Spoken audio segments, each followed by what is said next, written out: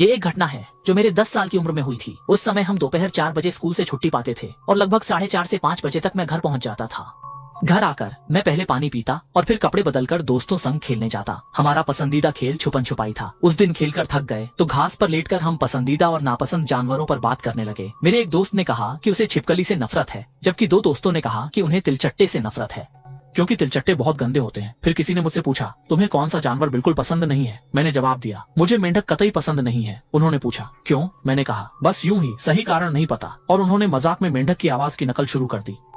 ये सुनकर सब हंस पड़े। शाम ढलने लगी थी। हम विदा लेकर घर चले गए।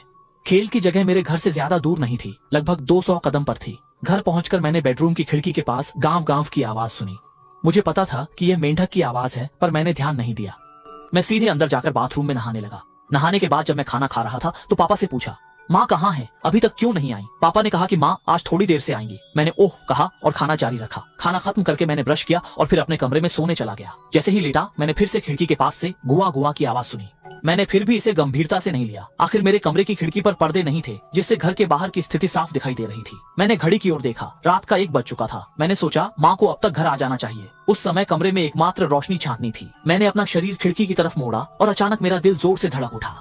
पूरा शरीर जड़ हो गया था, हिल भी नहीं पा रहा था। मैंने देखा कि एक मानवाकृति मेढक खिड़की के पास झुका हुआ मुझे घूर रहा था, लेकिन मैंने खुद को शांत दिखाने की कोशिश की और ऐसा दिखाया जैसे मैंने उसे देखा ही नहीं। वह मानवाकृति मेढक अपनी दोनों आंखें खोले बिना हिले डुले खड़ा रहा। 1 मिनट बाद वह कूदने लगा और लगातार कूदता रहा, जैसे वह मुझसे हाथ हिला रहा हो। काफी देर बाद वह कूदना बंद कर दिया और धीरे धीरे चला गया। मैं उस समय बहुत डर गया था और लगभग 2 बजे तक धीरे धीरे सो पाया। अगले दिन सुबह मैं विशेष रूप से उस जगह गया जहाँ मैंने रात को मानवाकृति मेढक देखा था और मुझे यह देखकर आश्चर्य हुआ। वहाँ सच में एक गहरा गड्ढा था। ये कुछ ऐसा है जिसे मैं कभी नहीं भूल सकता और अब भी सोचकर डर लगता है, क्या मैंने सच में मेंढक आदमी देखा था?